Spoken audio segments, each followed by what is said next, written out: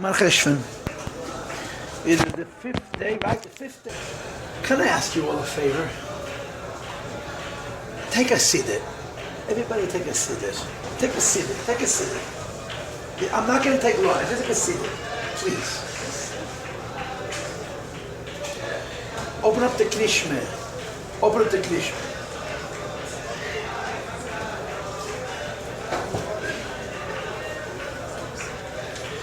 Open the Shema Yisrael, please. In the morning, Shachris, mitten daven. Now you have to understand. The first parsha of Krishma, Shema Yisrael Tilu Visharecha, is in Voschana. V'hoyim Shamoya is in Eikev. It's not contiguous. Correct? They're not contiguous. And in the Mishnah, and in the Gemara, and in the Halacha, they're two separate things. Shema Yisrael is called Kabbalah Seil Malchus Shamayim, you're accepting Hashem. And V'hoyim Shamoya is Kabbalah Seil Mitzvahs, accepting the Ibish's mitzvahs. That's how it's understood in Chazal, yes? Fact of the matter is, they've been next to each other for a very long time. And not just in sitting. In the mezuzah, they're next to each other, and in the tefillin, they're next to each other. Yeah. So Shcheines is epis, they're neighbors, yeah? So, let's learn V'hoyim Shamayim. A few psukim, just a few psukim, yeah? Shema Yisrael Avayilakim. Yid Shema, he thinks about the Eibishter, right? What happens when you think about the Eibishter? V'hafta. So you want the Eibishter. This is what I'm telling you, says in Chassidus. Okay, if it sounds good, you know I didn't make it up. Yeah? Shema Yisrael, Shema Loshen Havana, you think about the Eibishter, but after you want the Eibishter.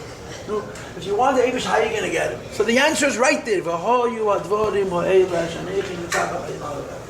Chassidus says, you want Hashem, learn Torah, and do mitzvahs. They state in Chassidus, in a lot of my mouth. This is classic, this is standard. Look at the Torah, the Mamram, the later Rabbi. Shema means you think about the Eibishter. V'hafta means you want the Eibishter. And v'hoyu, kshatim, u'chsatim, you can have it. That begins v'hoyu im shameya. Right? V'hoyu im shameya. If you listen, yeah. If you did Shema, v'hoyu im shameya, yeah. If you did the first parsha of Krishma, so you get a schar. What's a schar? Tishmul mitzvah.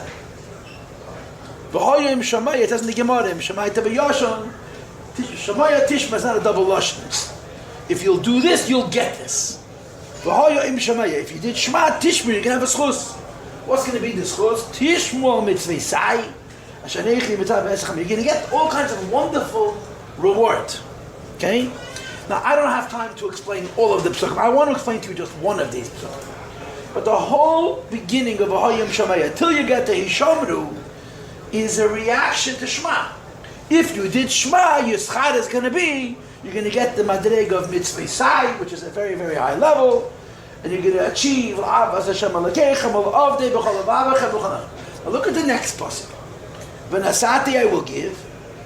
With that you're going to have rain. And again, if I had more time, I would explain to you the pneumius of all of these words. I don't have the time. Yeru malchus. V'safta you will collect. The goncha, that means bread. Tiroishcha, that means wine. Yitesherecha, that means oil. So this is Nigla de Teira, Rose Teira, and Rose de Rose. If V'hoyim Shamayah, if you did the first Pasha Krishma, you get a lot of schar. Amongst the schar, V'asafta you will collect. The Goncha means bread, that means Limit Teira, Nigla de Teira. Teresha means wine, this means wine, this means Kabbalah. And Yitzarecha means oil, this means Chassidus, Pnimis, Rose de Rose de Rose. That's the Taich. This is the schar of V'hoyim Shamayah. What's the next pasuk? This is the oddest puzzle. V'nasati Esav, I will give grass unto the Mekubalim. It says in Chassidus that Esav is Ab, Shem Ab with a shin. The highest name of Avaya is Ab, Ayin Beis with the shin. B'sotcha you fill the vantecha to your animal. V'achalta you will eat, and b'savata you'll be satisfied. What's the pshat in this pasuk? I'm going to give grass to your animal. It's a behemoth. V'achalta you will eat, b'savata, and you will be satisfied. I've been saying this pasuk for 50 years. You give the behemoth grass and the other is zufrieden. Traditionally. It doesn't say v'ochal v'sova v'ochal to. You're going to eat v'sova to. And you're going to be satisfied. Do you understand? V'nasati, the Eibishter says, I'm going to give grass to the animals in the field, and then the person is going to eat and be satisfied. We say this pasuk every day, and like I say to my students, thank God we don't notice, we have no problems. What does the pasuk mean? What's the pasuk in the pasuk? Now, of course, the answer is that this doesn't mean the physical behemoth. It means the nefesh habahamis. Just like in the pasuk before, the ganach v'terecha didn't mean bread, wine, and oil. It meant teira and shimis atera, seidus atera, and it wasn't there. I said the next pasuk, v'sati esev v'sadacha livehem techa. I'm going to give grass to the nefesh habahamis. V'achalta, and you, the neshama, is going to eat v'savata, and the neshama is going to be satisfied. And I'll tell you what the Pelish of it is. In Chassidus it says that one of the differences between Kedusha and Klippa, there's contradictions about this, by the way. One Maimon will tell you like this, and the other Maimon Faket, is that the neshama is never satisfied.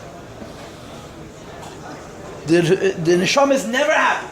Alam ovil noch, the nefesh ha'sfeisa ravas atzmeya, the nefesh habahamis you can satisfy, the nefesh halakis you cannot satisfy. Sometimes it says farkeret, and it's not contradictions, it's different aspects. But there's no such thing as the neshama says, I have enough. Here it says, v'achalta v'savata. Why? Simple. Why am I doing this? We're learning Tanya, by the way. I'm doing this as a segue to the Tanya that I want to teach you today. There's a rule that the neshama is never satisfied. The neshama is never satisfied. You can never make the neshama satisfied. Here it says that the neshama is satisfied. And the Teretz says, there is one way for the neshama to become satisfied. And it's simple. Not easy, but simple. To be a tzaddik gomer. A benyamin's neshama is never satisfied. A tzaddik v'ralai's neshama is never satisfied. A tzaddik gomer v'nasati eiseh v'sadacha livehem tacha. When your behemoth becomes a man, then the neshama can be satisfied. That's the pshat. That's the pshat on the pshat. This is the interpretation of pshat or tzremez or trush or ritzai. This is the meaning of this pasuk. In other words, the way we live our lives, we're a composite of a nefesh halakis and nefesh habahamis. On the lowest level, they irritate each other. Huh? The Yetzer Hara takes away from the Yetzer Tov. He distracts us. You want to be involved in goodness and holiness, and he comes and he throws in a kaltkeit, una feichkeit, una taiva. He throws in all kinds of distractions, and it frustrates us. It's frustrating. You can't be a yid. Why? He interrupts. He constantly interrupts. And lust nicht zu do. So you're trying to serve the Eibishter, and you're always being set back, and you're always starting again. You're being set back, and you're starting again. You're being set back, you're starting again. I heard a story yesterday. I've never heard the story before, so now I'm telling it to you. You're already the second time I'm repeating the story. Problem is, from the time I heard it, I repeated the first time, I managed to forget it. I hope I'm not making up too many details. Friday was the Ruzhner's yard site. So here I spoke about the Ruzhner on Friday. So in Shul, when I daven, so I also spoke about the Ruzhner. So another Yid in Shul said, I know a story about the Ruzhner. Ich hab die Meise came on this gehet. I never heard the story, at least I don't remember it. And I was told that the people who daven with this Yid, this is his Meise. It's a Polish Meise. It's a Meise with a Teichen Poiloni. It's a Polish Chassidish Meise, but it's one of the Ruzhner. This is the story. In the times of the Ruzhner, you're already talking the fifth generation of Chassidus. The fifth. The Baal Shem Tov, the Maggid, the Mittler, the Alter Rebbe, the Mitzvah Tzedek. The Ruzhner, the Tzedek contemporaries. It's 5 generations. Now, when it gets to the Ruzhner's own dynasty, it's the Baal Shem Tov, it's the Maggid's son, the Maggid's grandson. The Maggid, he was the great-grandson of 5 generations. And it was the golden age, by the way. The golden age of Chassidus was till the 1860s. 1860s, the Tzaddik started. But it was a golden age. And millions of people, millions of people were not just mishtayach to Chassidus, but were mischamim. They were warmed up by Chassidus. So here's the story. 2 Yidden, not Chassidim, decided to check it out. So they came to Ruzhner. Who means they come to Ruzhner? Ruzhner was a lakus. Ruzhner was a fire, was a torch, was a tzaddik elyon.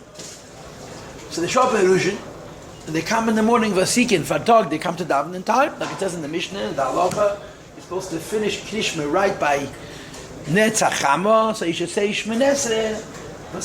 There's not a soul in Shul. There's nobody in Shul.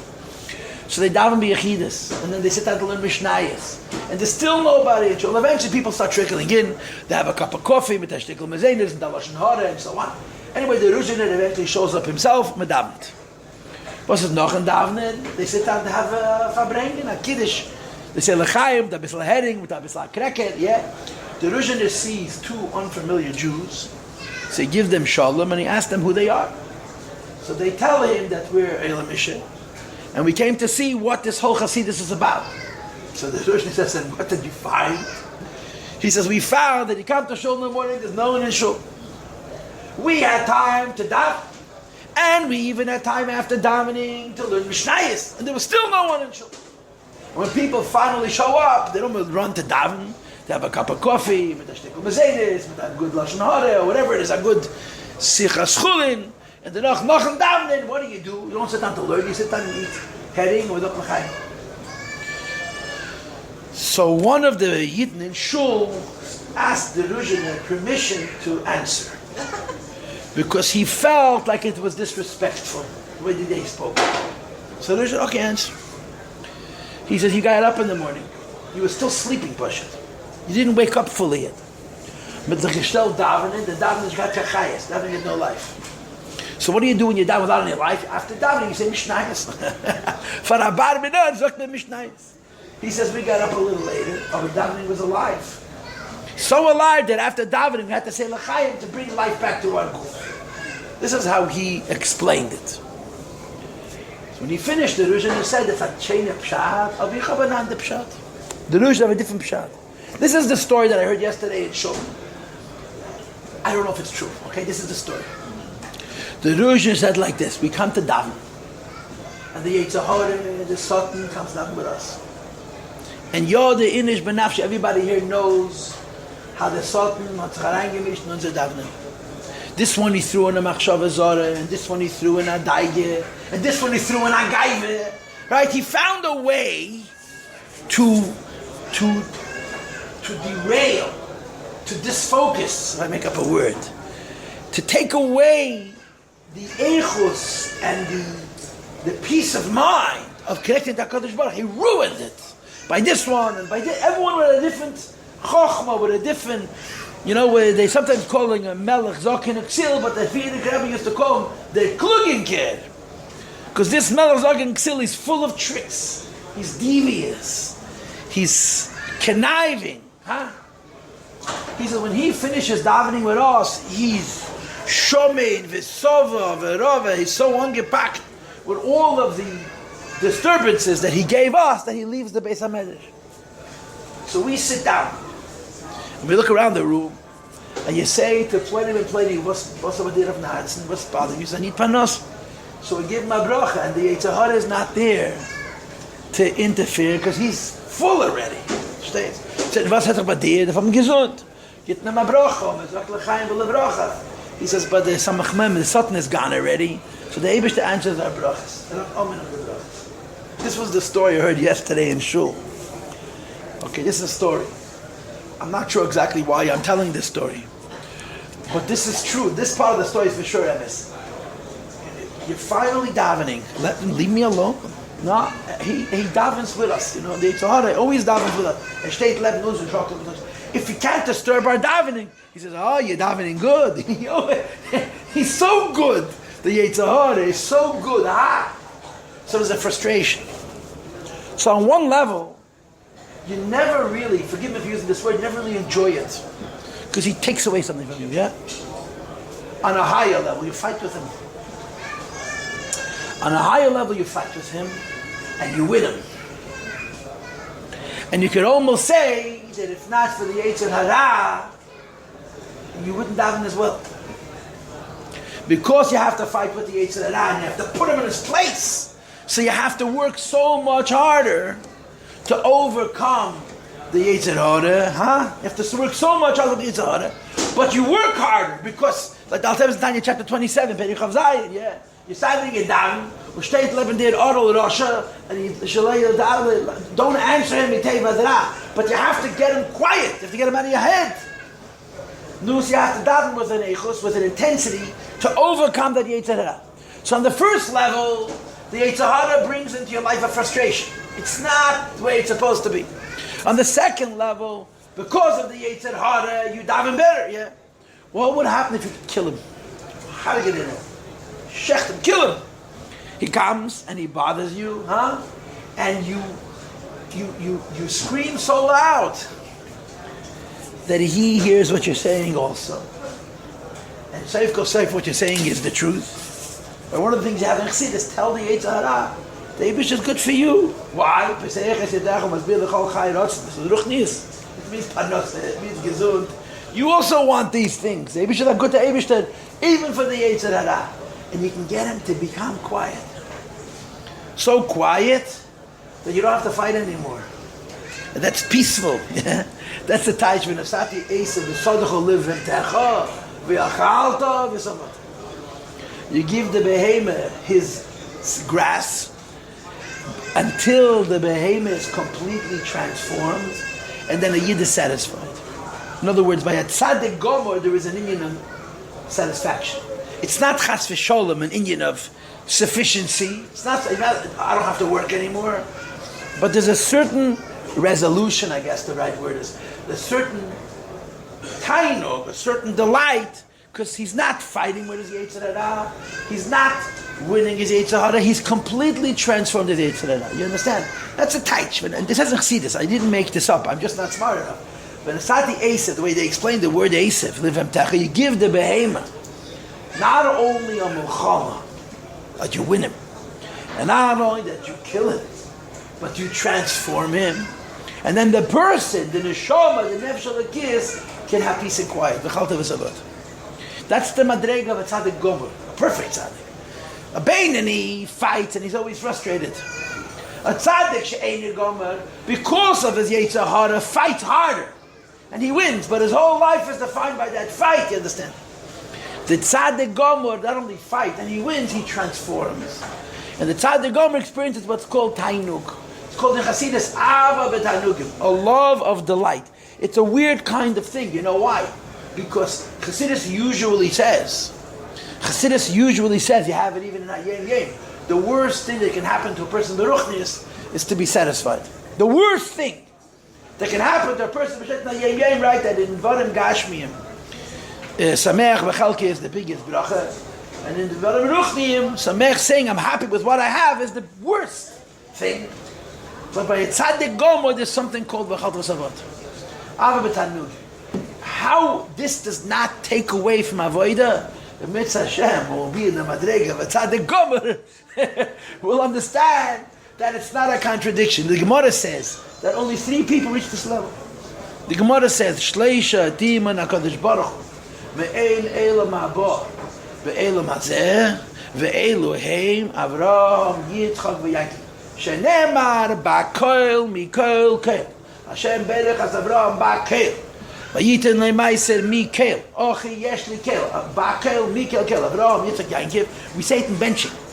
That's K'mei Berech as Avisayim Avraham Yitzchak Yaakov Ba'Keil Mikeil Keil. This is the Madrega of Elam Haba. So the Chazal say, the 3 of us experienced Elam Haba and Elam Hazeh. Alva Tanuk. Tanuk means you're so connected to the Eibishter that there's a peace. Usually a peace means that you're stopping to work. Stopping to work is terrible. But in the Madrega of Abba Tanugim, it's not that way. That's the pshat in this pasuk. You give the behemoth to such an extent that the neshama can experience as v'chalta v'savat. Okay, you understood my introduction? So we learned a bit of Siddur, which is always a good thing to do, yeah?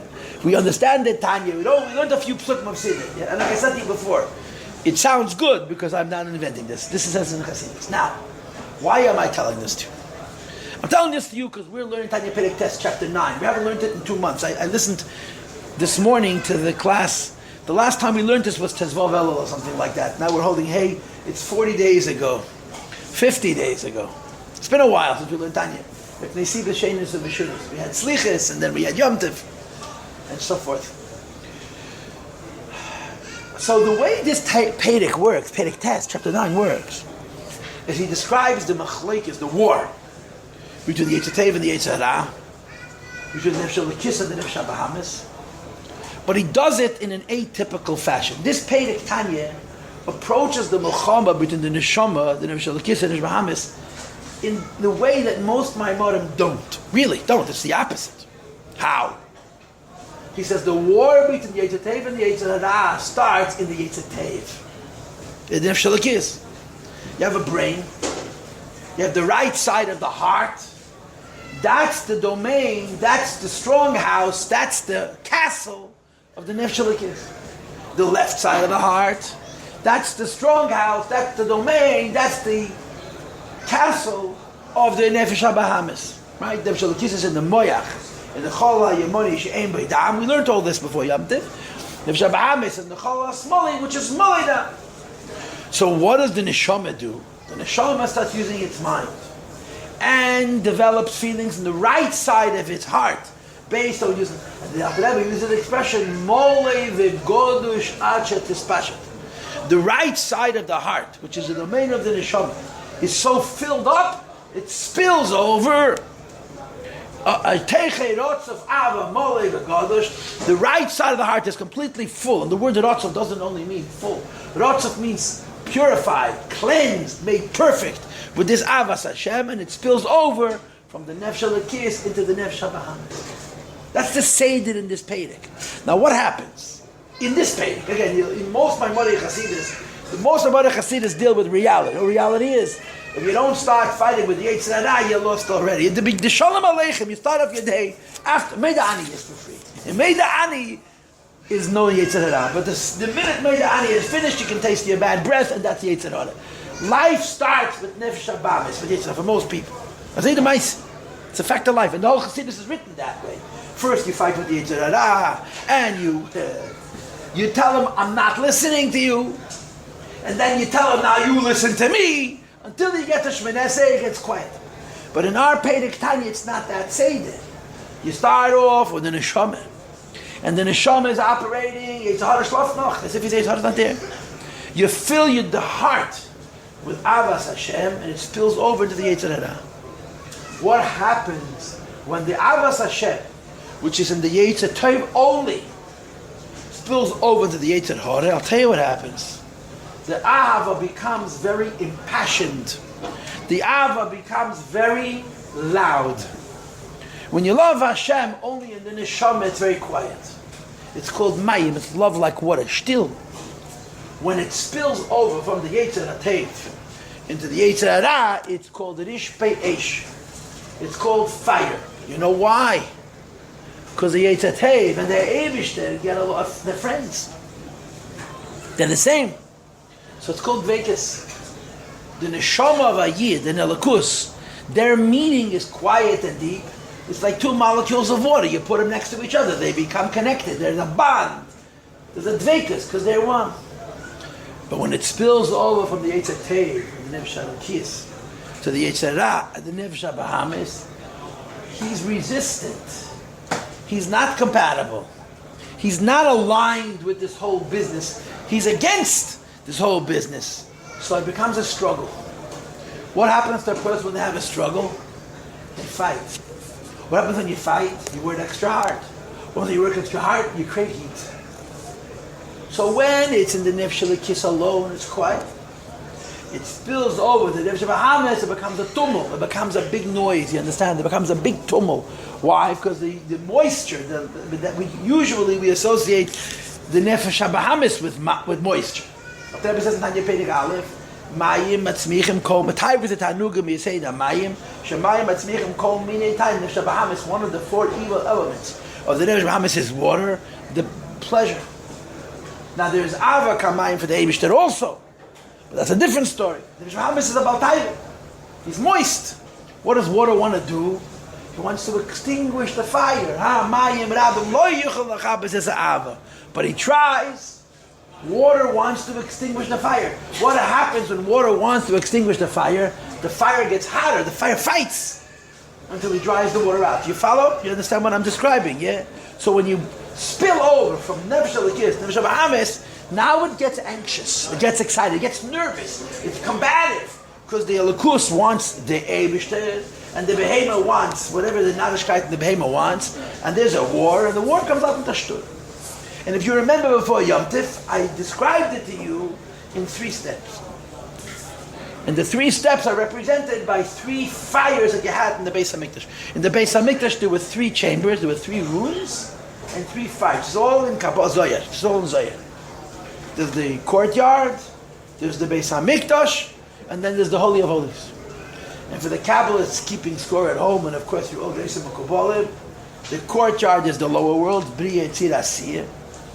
The Beis HaMikdash is Atzilus, and the Kedesh HaKadoshim is Ein Sefer. And in the Beis HaMikdash there were 3 fires. In the courtyard, in the Azara, the fire burnt wood and meat. In the Heichal, in the Beis HaMikdash, the fire burnt olive oil. And in the Kedesh HaKadoshim, the fire burnt potatoes, incense. What's the difference? The difference is this. When you burn wood and meat, there's a war. Because inside wood, and for sure inside meat, is a lot of water. And the water resists the fire. So when the water resists the fire has to overcome it. So they fight. Eventually the fire wins, it dries it out, and as the wood and the meat dry, the fire becomes more peaceful. Not less hot. Forget, it becomes more hot, but less combative, because there's no enemy, you understand? When you burn olive oil, still. Olive oil doesn't resist, it was made to burn. But one thing about olive oil, the fire and the fuel have to be separated by a wick. You can't burn the olive oil so it won't burn. What about potatoes? The potatoes was made from organic matter, from plants. But they would dry it and dry it and dry it until it was like powder. They would grind it up. This powder was very, very, very dry. So it burned, forgive me bringing up a bad word, like a cigarette. There wasn't even any flame. So you have a fire that's fighting with water. You have a fire that's it's compatible, it's harmonious with the fuel, but at least the fuel and the fire are separate. And then you have a fuel where the fire and the fuel become one. So there's steps. So when the Nefesh Elokis is alone, shashtil, there's no struggle. The minute it spills over from the Nefesh Elokis to the Nefesh Bahamis, it becomes a fight. How much of a fight? It depends what's going on. So in our Perek Tanya, what we're learning here, I was talking about a Beinani. I'm going to show you exactly what I'm going to read. Talking about a Beinani. But he's presenting to us in this Perek the fight between the Nefesh Elokis and Nefesh Bahamis of a Beinani as first being Nefesh Elokis alone, which is quiet. Then it spills over from Nefesh Elokis to the Nefesh Bahamis, so it becomes a war. And he immediately describes winning the war. In other words, the Tanya in our Perek, at least the way I understand it, describes how a person goes from being a Beinani to a Tzaddik She'enei Gomor to a Tzaddik Gomor in 6 lines. Mamish, 1, 2, 3 steps. Now the Alter Rebbe writes it this way because it's emes. Not it's emes in life, it's emes in Torah. In life, there's a lot of factors that figure in, beginning with something called Sayata Deshmaya, Kodesh Baruch Hu Ezrei, and a Hechad and Neshama, and on and on and on and on.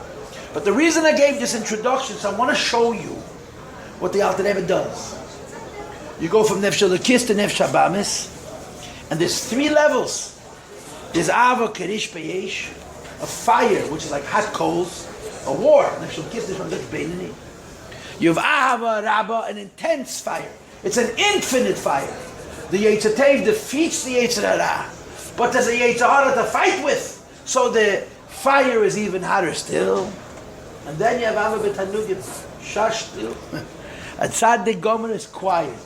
Because the Neshama is so,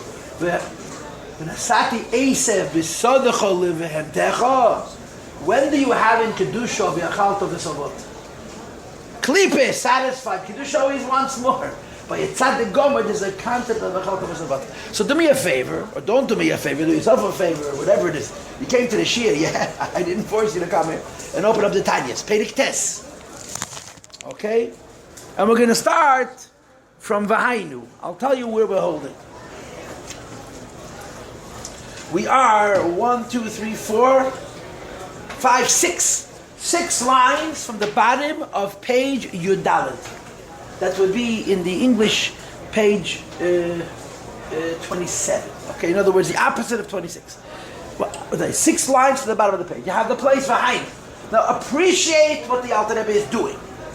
The Alter Rebbe, number one, the first anomaly of this Peirik is that he describes the Milchama, the war, which is the Nefesh Elokis and the Nefesh Bahamis, first Nefesh Elokis alone.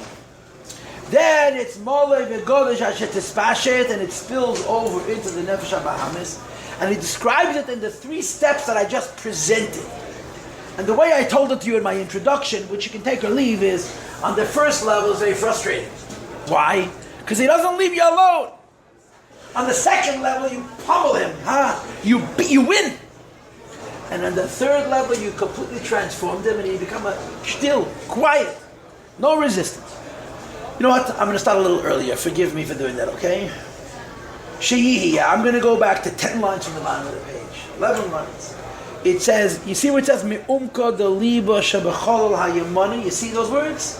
Yeah? Sheyihi toichoy, rotzuf, ahava. I'm reading inside. The interior of the right side of the heart, which is the domain of the Nefesh Elokis alone, is the rotzuf. The word rotzuf means bedekt. It means ungeschmiert, covered, smeared. But the word rotzuf is like the word imas Hashem tzerufa. It means to correct, to repair, to make perfect. It's called the rotzuf. Ahava, with love. Mole, full. V'godash, and overflowing.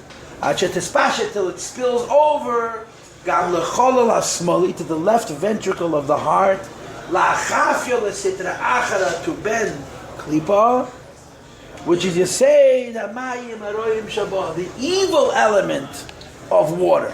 Yeah? When you're talking about the Nefesh Elokis is fire, the Nefesh Bahamis is mayim, taivus.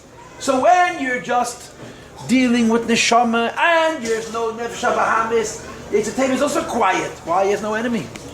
But the minute it spills over into the domain of the Nefesh Bahamis, and the Nefesh Bahamis is a Baal Taive, so there's a lot of moisture, and the fire and the moisture, fire and water are not friends. They're never going to be friends, except in Makas Boro, then by Malachim, when they Eibush the Eisa Sholem B'Mreimov.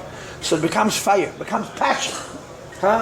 Shehi HaTaiva, which is lust, desire, weakness. Shemi Klipas Nega, which is the Klipa of Nega. And the fire and the water meet, and they fight. Lishanesa, to transform her. To change her, the transformer. Mitanuge Elam Hazeh, from the delight of this world. La'avas Hashem, to a love for HaKadosh Baruch Hu. Which it calls up, it says in the Pasuk, with 2 bases, Bishnei Yitzhak, 2 behind it, Sheyale v'yole v'yadir. One should ascend, and he should come, and he should reach. And the Rebbe likes to bring from L'Gutatayre in Parashat Shmini that Yadir doesn't mean to reach, but Yadir means to touch. Anikya b'losh in Yiddish, unneeded. Lemadregas avara, an infinite love. Now I'm going to tell you this is Madregas Tzadik Sheini Gomer. A love which is beyond the limitations of the mind. An infinite love, but it's an impassioned infinite love, because the Tzadik Sheini Gomer also has a Yetzer Hara. Now, but then his Yetzer Hara is not on the level of Machshava, Dibur U'Maisa, the behavior levels and spiritual levels. V'chiba, you say additional love, Mimadregas Ava'aza, from the level of an intense love, which is the Madrega of fire. Now, the intense love, which is Madrega of fire, this is a Beinani. A Beinani, when he's not good, it's like burning a piece of paper. You burn a piece of paper, it's gewaldig. For about a second, it works perfect. After that, the gunish. When a Beinani is good, it's like burning coals. There's heat, there's intensity, there's a sustainability. And that's what the word Rishpei Eish means. Rishpei Eish means fire that's attached to coal. There's heat. But there's a struggle, there's a rift, there's a fight, because there's moisture. A Beinani is a regular person. That's like me and you. We're not Beinani, but we're potential Beinani. Yeah? We're supposed to be Beinani. I shouldn't speak for you. I can speak for myself. Ich bin nicht gar Beinani, unfortunately. We could be a Beinani. Halavai Beinani. And there's the moisture, that's the tigers and the Shabbahamas, the fire of the Neshama, and they fight, and that creates the heat. The Tzaddik She'enei Gomer also fights, and he also has heat. but he actually is killing the Yetzer Hara. So it's even more passion, not less passion. It's even more impassioned. And this is called Ava Rabba Kirish B'Yesh. And then the Rebbe says, V'hi Anekraz B'Kosuf. This is called in the Pasuk Ava B'Tanogim, a love of delight. L'saneg al Hashem, to delight in HaKadosh Baruch Hu. Me'ein elam ha'balak and ha'ab. And Rabbi said, the way I'm teaching it to you, these are not three ways of saying the same thing. These are three separate things. Ava Kirish B'Yesh is Beinani. Ava Rabba is Tzaddik. And Ava B'Tanogim is Tzaddik Gomer. What's the difference? Ava Rabba is fire. I discussed this with you before Yom Tov. I listened to this morning. I listened to pieces of the class I gave you last time to know what I said, so I shouldn't repeat myself. Yeah, if you would see a tzaddik she'ein gomer standing next to a tzaddik gomer, who's going to look over here? It's not even close. The tzaddik she'ein gomer is going to be on fire. His body is going to be all over the neighborhood. He's fighting and he's screaming and he's pounding, stamping his feet and punching his hands in the wall. And the tzaddik gomer steht ja. We are Kaltenbrand, like nothing. Why? Because the tzaddik she'ein gomer has a big fight. The fight of tzaddikim is different than the fight of a beinani. A beinani fight that Yetzer Hara should make him do things that are wrong. The tzaddik she'ein gomer is fighting that the Yetzer Hara shouldn't make him to be be'etzem wrong. So it's a deeper fight. It's more impassioned. The tzaddik gomer is shashtu. You see nothing. Why? Because there's nothing to fight. There's no resistance. The Yetzer Hara, the Nefesh HaBahamis has been transformed, and he's a partner.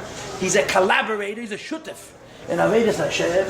So his avodah is completely quiet. You understand? So the Alter Rebbe here in a few lines.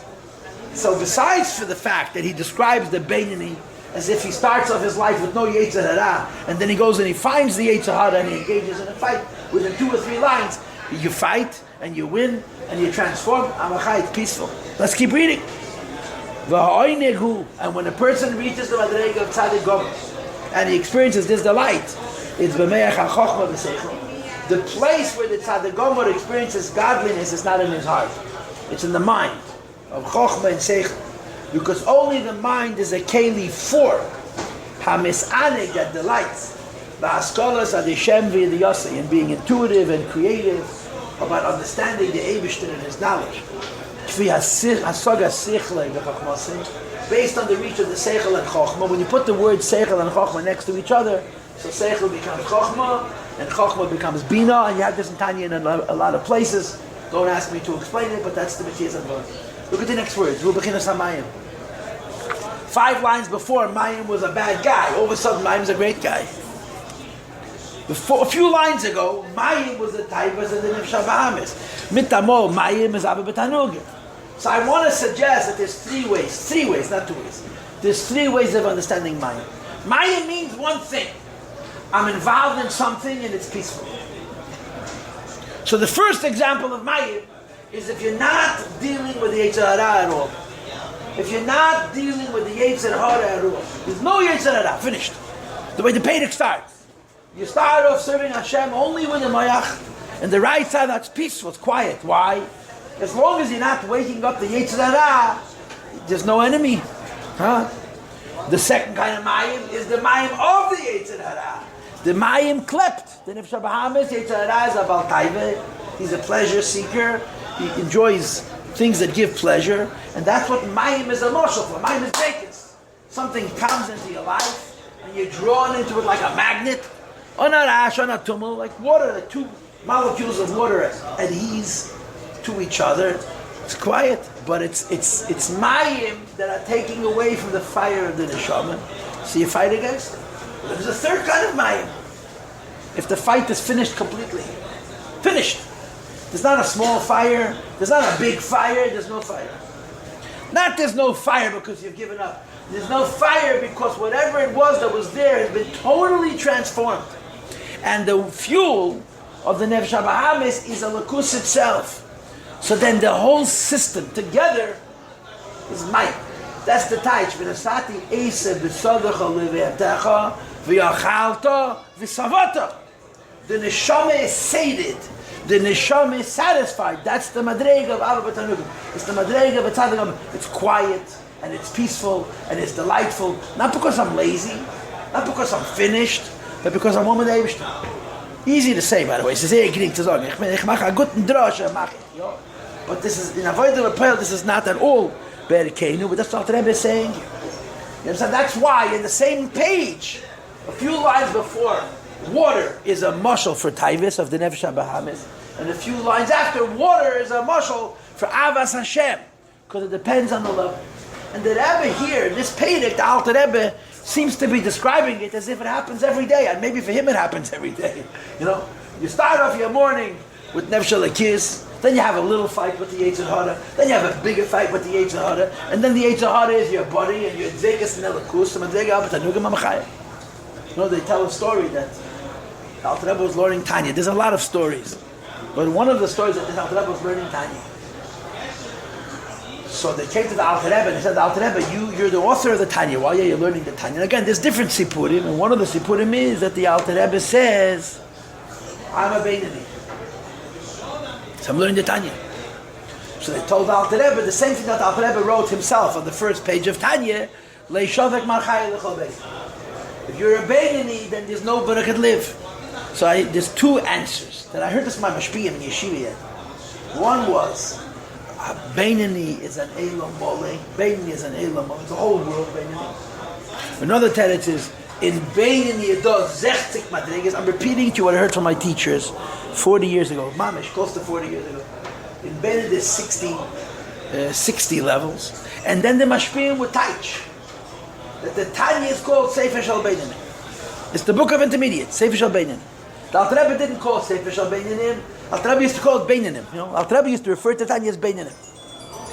But in Tanya, in Sefer Shal Beinanim, you have a discussion about Tzaddik also. The next page, chapter 10, is about Tzaddik. So Chassidim said that the Alter Rebbe was saying that the Tzaddik in the Sefer Shal Beinanim is also a Beinanim. Even the Tzaddik Gomer in the Sefer Shal Beinanim is also a Beinanim. I don't know what that means, but this is what I was taught as a child, that every word in the Tanya speaks to the Beinani, including the words about Tzaddik and about Tzaddik Gomer. But this is what happens during this Pedic. Pedic test is one of the most important program of the entire Sefer. I told this to you when we started, because Pedic test is the Mulchama, it's the war. It's the war between the Yosef and Yetzer Hara. But this is how the Alter Rebbe presents the war to you. You go from Elakus to Behemi, from Rishbayesh to Rabbi to Tanur. Okay? Let's read Nacha Besel. It's a level of water. And the seeds of light which are seeded. Turn the page now. In the holiness of the Nefesh HaBahamis, first it transforms into good. The waters of the animal soul. You know how you make the waters of the animal soul transform to good? Fire, heat, passion, struggle. Yeah. First on the level of Ava Rabba, then on the level of Ava Kiddush B'Yesh, and then afterwards only you have Ava B'Tanugim. Shebehem Bo Taivas Terugi El Mazeh, from which come the weaknesses of the delight of this world in the beginning. At first, as the Nefesh HaBahamis, he's got his own agenda. But then you fight with him. Then you kill him.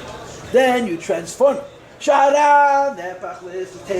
evil is transformed to be absolutely good. This is Madrig of Tzaddik Gomer. You all know this. The Yetzer Hara become the Yetzer. I learned someplace that there's two levels. One is you kill the Yetzer Hara. Another level you transform the Yetzer Hara. And if I remember correctly, in some places it's written these are two types of Tzaddik Gomer. In some places it's written it's two levels in Tzaddik Gomer. To kill the Yetzer Hara is nice.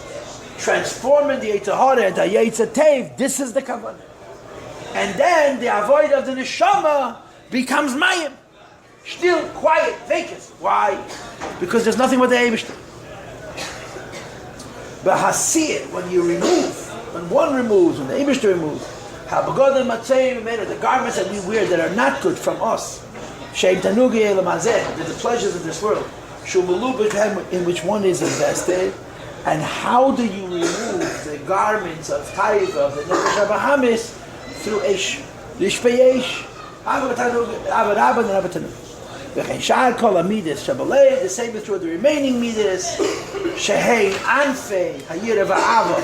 The other emotions, which are the branches of yira and ava. In other words, in addition to ava, the whole time we're talking about love, finite love, infinite love, transformative love, transformed love, and the same is true of yira and tiferes and the rest. And as a result, the person is the way he's supposed to be. The entire power of speech which is in the mouth. And the thought of Melech which is in the mind. Should be filled and are filled. From the garments of Lavada, a thought and speech of the divine soul alone. Which are the thoughts of the Eibush and his Teir. You think and then speak all day long. Your mouth never stops speaking. So that's machshava and dibur. And then he concludes, V'keach ha'ma'asi. Shabbat notice it's two yuds. Our mashpim used to point out. How do you pronounce that word? When we learned Tanya, they wanted us to memorize it word for word. And there's a lot of, the Tanya is very meduktik, very diktuk. So V'keach ha'ma'asi with two yuds. Shabbat yadayim, the power of action of the hands, V'shar ha'mach ever. And the remaining limbs, you b'maisa mitzvah slavav. Should be doing mitzvahs alone, shulavush shlishi, which is the third garment, shall nefesh alakis of the godly soul. Now I could probably go back and analyze that some more. I'm going to stop right here. And we know that next Sunday we will continue with Ach. Okay? Give me a minute and we'll do Hayem Yem. I want to thank you all for coming.